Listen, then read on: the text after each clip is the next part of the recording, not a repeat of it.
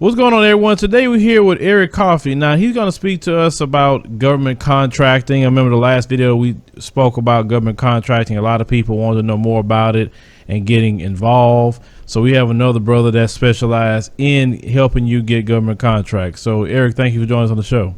Thank you for having me.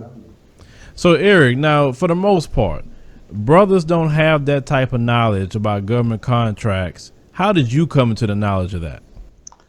Well, around 2007, after the real estate market crash, I was looking. I got licensed as a general contractor, and I was introduced to a friend of a friend who told me about the power of government contracts, specifically federal contracts. And so we worked together. I started working with him as a consultant, and we helped him get some contracts. And then, the relationship kind of we separated ways. And then I worked with another gentleman for about 3 to 4 years, and we did, I don't know, 5 to 7 million in contracts. And then I kind of outgrew that relationship as well, and then I started doing it myself in 2012. And since that time, I've done over $10 million in government contracts. $10 million. That is a lot of money. And so when you get these contracts, you do the particular jobs. Is it something that you specialize in, or is it little things that maybe that the ordinary person can do without a degree? Oh no, definitely no. It's actually it's funny because when I started, the types of contracts that we just took whatever they threw at us. I mean, we'd find people who specialize in that arena, and then we'd hire them. We'd subcontract them out to do the work. So the key for us was, once we built the relationship with the contracting officers and the decision makers, then they would tell us, hey, look, we need a roof done. And, we'd find roofers, they give us a price, we turn it into the government, add something on top, and then, we bid the job out and get it done. Okay, so basically what you're saying is you don't have to specialize in anything. If you can just hire a contractor to do it and pay them out of those funds, and then also benefit on the back end. That's actually the best way, I think, to do it, because it would be very difficult for any one of us to specialize in any particular area where, the government buys so many things. The demand is so great that in order to really effectively make money, you've got to serve their needs. And so even if you're a roofer, they may not be buying roofs. They may not need a roof for 5 or 7 years. So in my opinion, I teach all of my students is, listen, whatever the government wants, you supply it. They're looking for teams. They're not looking for persons to accomplish the task. And that's why I teach, federal contracting as opposed to a local government or state contracting, because on the federal arena, they support joint ventures and mentor-protege programs and partnerships where we can align together to pursue a particular opportunity, even if it's beyond my scope and my ability. So if a person, let's say, have their Dun and Bradstreet number, their SAM number, and everything, they're good to go to government to get a contract, and then you go to FBO.gov, right? FBO is it's one of the sites that you can go to, yes. Okay, so you go to a site like FBO.gov. Mm-hmm. Now, when a person say, you know what, I see this contract, I want to bid on this contract, I think this is something that I can get done, or I can hire someone to do for me. What is the best way to, write or pitch that to that person that's offering the government contract? All right, so normally what I tell people is, if you go out and you try to be the number one guy to the government, it's going to be very difficult because they're going to expect you to then have, you're going to have to meet the requirements. You're going to have past performance. You're going to have a whole lot of things in place that we probably don't have. So a new guy starting out is less likely to meet the requirements to satisfy a prime contract off FBO, unless it's something very small. So something substantial. What I would look at is, what part of that contract can you get accomplished? And then I would target the person who won the award to just try and help them accomplish that piece of the contract, not the entire thing.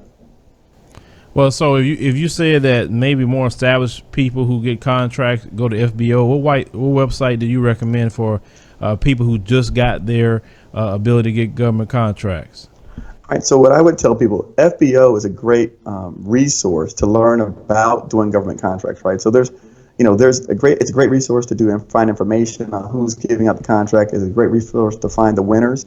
I have a program where I teach people, listen, there's 6 other ways that you can use FBO besides just getting contracts.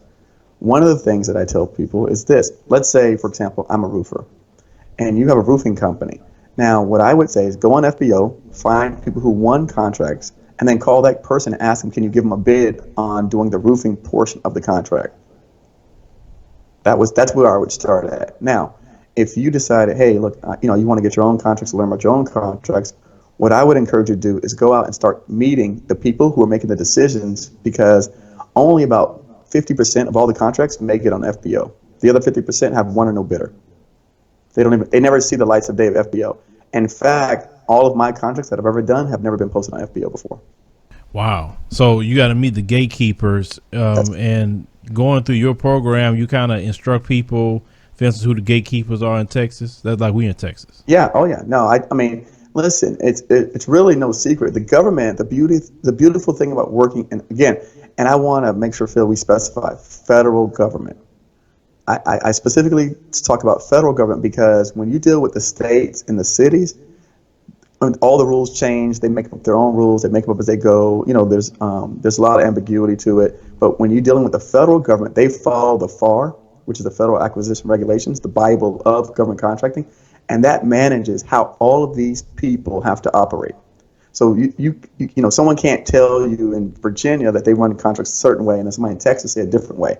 No, they all operate under the guidelines of the FAR, and so whatever rules apply in Virginia, the same rules apply in Texas. So what I'd say is this: the government on the federal level has offices of small disadvantaged business utilization, where there's small business specialists that are in the office dedicated to help people like you and I learn about getting contracts. And it's free of charge. And all you have to do is call them up, set up an appointment, and go sit down with them and talk to them about the contracts and opportunities available at their agency. Okay, so basically you're saying is go to somewhere like the local SBA? No, not the SBA. No, the SBA is totally different. The SBA oversees the small business programs. They oversee loan programs and things of that nature. No, this is called OSDBU, OSDBU. Okay. So it's so that's something new that we're learning here, because I didn't even know that particular office exists. And they're using all cities or major cities in the U.S.? No, the OSDBUs are dedicated to the agency. So every federal agency has an office dedicated to helping small businesses learn how to do business with that agency. So it's based on agency, not location, city based. Okay, so you mentioned that you have a program you're teaching students. That program, how can people get involved with it if they want to learn anything or possibly get some of the knowledge? So I have a 12-day free course. It's an email course. It's called GovCon Giants, Winning Contracts Like Boeing. You can go to my website, scorecontracts.com, and register, and then you'll enroll into the course for free. And we teach you a lot of these techniques of how do you meet the OSDBU, what do you say to the OSDBU when you meet them, the things that you need to take, so that way you're prepared. And so, one of the things I like to tell people, the first thing I would encourage anyone to do is, when you have a product or something in mind that you want to sell, let's say that you have an interest in, I said roofing, but let's say painting or pressure washing or housing. The first thing I say is go to and learn about which agency buys your products and services. That's the first thing to do. So before you do anything else, find out who's buying what you sell. And that's, and there's websites for that. We talk about that in my program as well, in my free course. So where do you go? FPDS, USA Spending, those are two of the websites that I use to do my market research.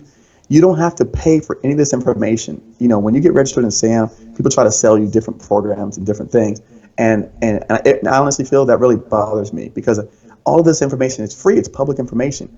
Even the contracts that I win that are not posted on FedBiz Ops, after we are awarded those contracts, they're posted in other places because it's public information.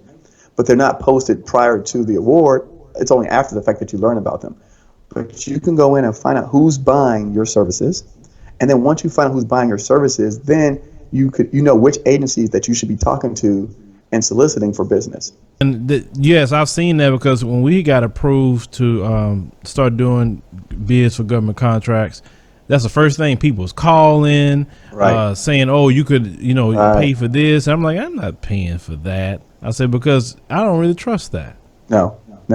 And I get that. I get those emails every day, and I tell everyone, do not buy anything. Don't pay for anything take the time and learn how to find the information, because it's like doing a Google search. You just need to know the websites to use and where to go to do so. And government contracts is a way to make money and kind of like have your own business instead of punching the clock. Because some people don't like punching the clock and they don't like to deal with bosses' nasty attitudes. But if you get approved to do government contracts and you get your feet wet and actually get some government contracts, that can really boost your morale and provide for your family. So there are government contracts out there, and I know you deal with some of the bigger ones. All of them. I encourage people to pursue the bigger ones, only because, in my opinion, they're much easier to, when I talk to people about winning government contracts, and let's say you're getting started, and you're just starting and you don't really know what to do, I encourage the approach that I say take is find a company that's in a private sector, the biggest company you can find, whoever they are, who you have access to, a $10 million, $15 million company. Find a company, the biggest company you can find that's not doing government contracts, and offer to help them win contracts. And what that does is, and who's going to turn you down when you tell them, look, I want to help you get government contracts. So you find that company, and then you can match them up with firms, agencies, and the government. And that's what I do. It's easier to leverage someone who's already an expert or professional in their area, rather than you come out as a handyman and try to start winning some of these $10,000 and $15,000 contracts. The government is looking for total solution providers. And so that's kind of the stuff, that's what I teach in my program, is that anyone, no education, you don't need any education for this stuff, really. You don't even need a license. I like to say my millionaire friends don't have college degrees, and my college friends are not millionaires. You don't have to have a squeaky clean record. My best friend of mine, he does government contracts, and he was a felon, and he just had his rights restored last year. And then we're talking about, again, the federal arena. They don't care about your race, your sexual preference, your hairstyle. They don't care about this stuff.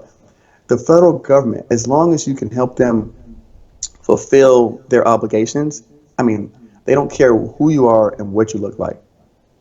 So, a lot of times, I spoke a few months ago down in Miami, and we all know about Hurricane Irma, right? So I gave people a really prime example. I like to, talk about relevant things related to today. So I said, okay, we're here in Broward. All you guys know about the hurricane, and we all know about the disaster relief efforts and about the debris cleanup and all these contracts, right, Phil? We all are aware about this stuff. Oh, yeah, I know. Definitely with Harvey. Okay, so now you can look up online. I did this the day before I spoke. I went online, I pulled down the public records, and I saw that Miami-Dade County, every time there's a hurricane hits Miami, they spend $160 million a year.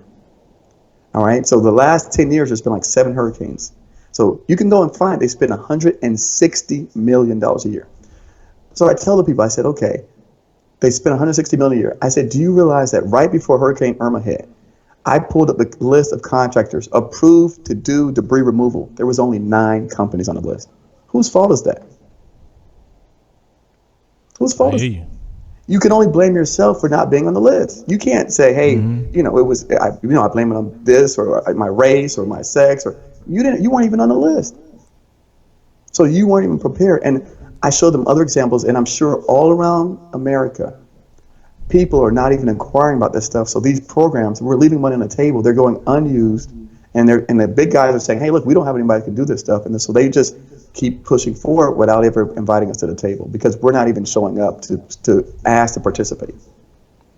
Now, one thing you stated earlier about the contracts and say they don't ask about race or sex, that's true, because when I went on there to start looking and they saying, hey, just make a proposal, they didn't ask what color you was, they didn't ask about your race, they didn't ask about anything. No. So like a job, you go apply it and they look at you, they want to know your race, your this, your criminal record, they want to know everything. Correct. And that's how they discriminate. That's how they discriminate against people, correct, yeah. But when you do government contracts, they don't ask about any of this stuff when we're talking about federal contracts.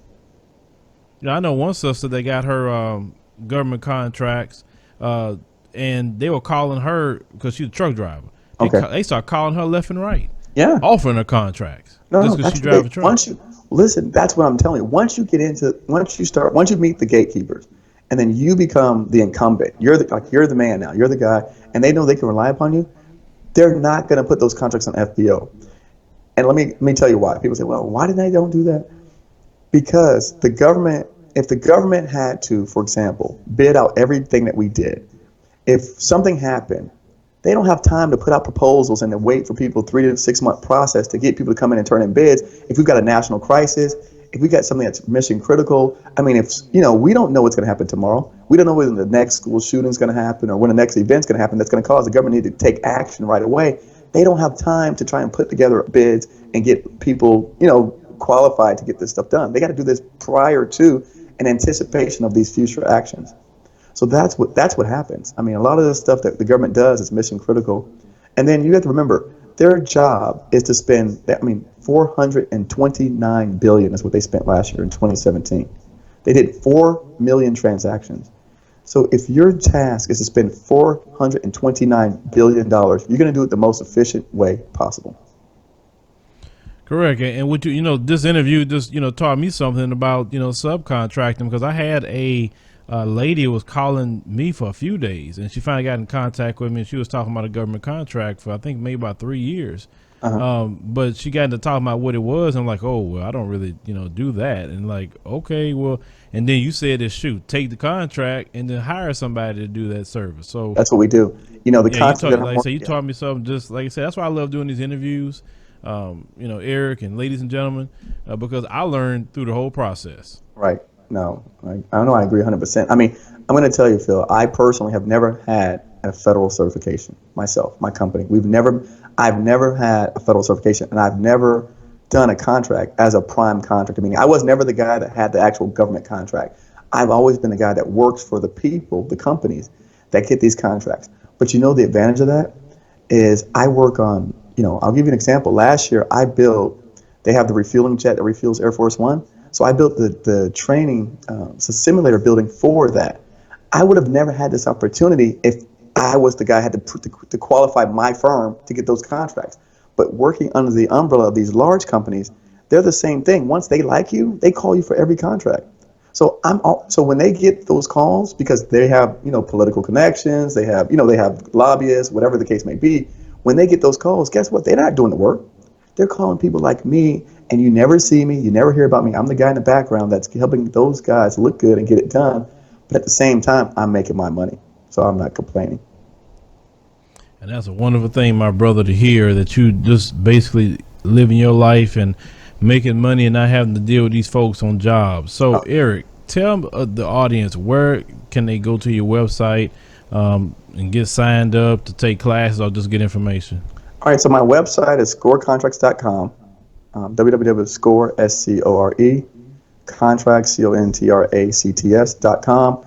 Also, you can find me on YouTube. I do have a YouTube channel, Score Contracts. It's YouTube/C/Score Contracts. Another thing is I recently started teaching live sessions every Tuesday and Thursday to answer any and all questions regarding government contracts. I'm not a consultant. I don't do paid services for people. I have a goal. I have what's called a 2020 challenge, where I want to help 200 companies achieve $5 million in revenues by the year 2020, creating a $1 billion economic impact. And I think that it can be achieved because every day the government spends about $1.2 billion in contracts. So in the grand scheme of things, over the next 1,000 days to hit $1 billion doesn't seem like a whole lot for me, because we all do $5 million. That's that's pretty much standard for any one of us getting into this arena. All right, everyone. So make sure to go to Eric's website and also go to the YouTube channel. We'll make sure to put that in the pinned comment. That way you guys can just go to it and check it out. So, Eric, thank you for coming on the show today and giving us great information, because we need to know every avenue we can to provide for ourselves, because I'm a firm believer of do for self. And if the government's going to help you do something, at least they are giving it to you. You're not dependent on them for welfare food stamps. And that's what we definitely need to get away from. No, I agree 100%. So everyone, for sure, if you're interested, please go there. Please subscribe to the channel. And Eric, thank you for taking your time for, sharing it with us, and also dealing with a few technical difficulties that we had earlier. Yeah, I understand. No, thanks for having me today. I appreciate it.